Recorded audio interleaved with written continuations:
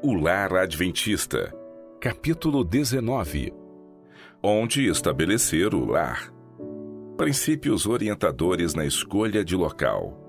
Ao escolhermos uma residência, Deus quer que consideremos, antes de tudo, as influências morais e religiosas que nos rodearão, a nós e a nossas famílias.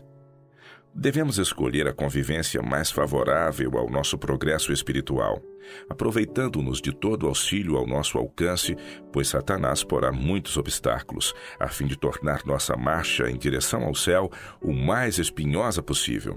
Talvez sejamos colocados em posições difíceis, pois muitos não podem ter um ambiente tal como desejariam. Não deveríamos, porém, nos expor voluntariamente a influências desfavoráveis ao desenvolvimento do caráter cristão. Quando o dever nos chama a assim fazer, cumpre-nos ser redobradamente vigilantes e dados à oração, de maneira que, mediante a graça de Cristo, possamos permanecer acima da corrupção. O Evangelho ensina-nos a estimar as coisas em seu justo valor e a dedicar o melhor do nosso esforço às de maior valia, as que hão de permanecer. Precisam desta lição aqueles sobre quem repousa a responsabilidade de escolher o lar. Não devem deixar-se afastar do alvo mais elevado. Ao procurar-se a localização para um lar, permita-se que este propósito dirija a escolha. Não sejais dominados pelo desejo da riqueza, pelos ditames da moda ou os costumes da sociedade. Considerai o que melhor contribuirá para a simplicidade, pureza, saúde e valor real.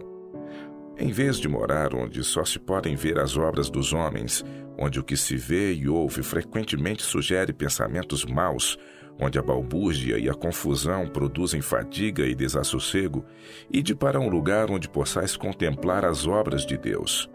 Buscai tranquilidade de espírito na beleza, quietude e paz da natureza. Descanse o olhar nos campos verdejantes, nos bosques e colinas. Erguei os olhos ao céu, não obscurecido pelo pó e fumaça das cidades, e aspirai o ar celeste revigorador. O primeiro lar. O lar de nossos primeiros pais deveria ser um modelo para outros lares, ao saírem seus filhos para ocuparem a terra. Aquele lar embelezado pela mão do próprio Deus não era um suntuoso palácio. Os homens, em seu orgulho, deleitam-se com edifícios magnificentes e custosos, e gloriam-se com as obras de suas mãos. Mas Deus colocou Adão em um jardim. Esta era a sua morada. O céu azul era a sua cúpula. A terra, com suas delicadas flores e tapete de relva viva, era o seu pavimento, e os ramos folhudos das formosas árvores eram o seu teto. De suas paredes pendiam os mais magnificentes adornos, obra do grande e magistral artífice.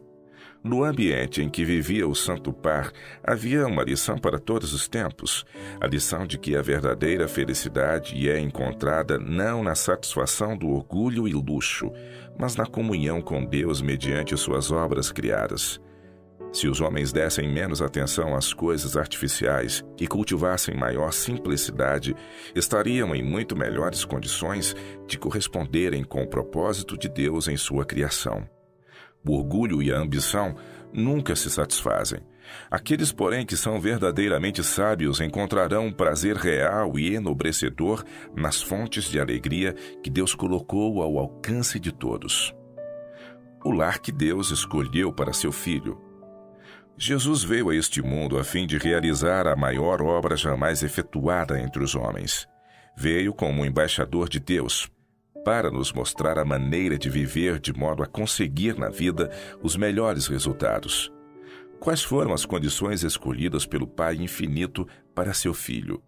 Uma habitação isolada nas colinas da Galileia, um lar mantido pelo trabalho honesto e respeitável, vida de simplicidade, luta diária com as dificuldades e provações, abnegação, economia e serviço paciente, feito com contentamento, a hora de estudo junto de sua mãe, com o rolo aberto das Escrituras, a serenidade da alvorada ou do crepúsculo no verdor do vale, o sagrado ministério da natureza, o estudo da criação e da providência, a comunhão da alma com Deus.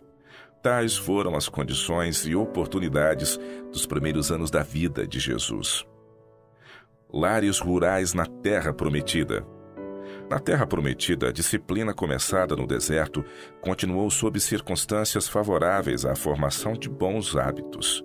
O povo não se aglomerava nas cidades, porém cada família possuía sua própria terra, garantindo a todos as saudáveis bênçãos da vida natural não pervertida. Influência do lar no caráter de João. João Batista, o precursor de Cristo, recebeu dos pais sua primeira educação.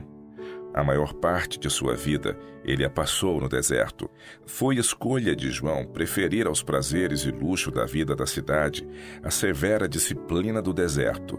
Aqui o ambiente era favorável aos hábitos de simplicidade e abnegação. Não perturbado pelo clamor do mundo, podia estudar as lições da natureza, da revelação e da providência. Desde a meninice, sua missão estava diante de si, e ele aceitou o santo encargo.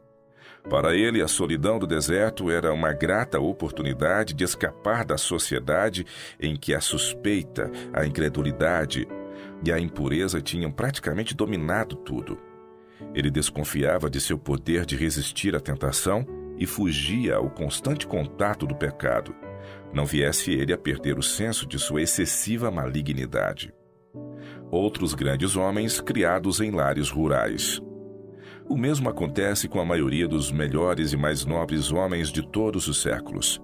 Lede a história de Abraão, Jacó, José, Moisés, Davi e Eliseu. Estudai a vida dos homens de épocas posteriores que mais honrosamente ocuparam posições de confiança e responsabilidade. Quantos deles não foram criados num lar campestre? Pouco conheciam de luxo. Não gastaram o tempo da juventude em diversões. Muitos deles foram obrigados a lutar com a pobreza e privações.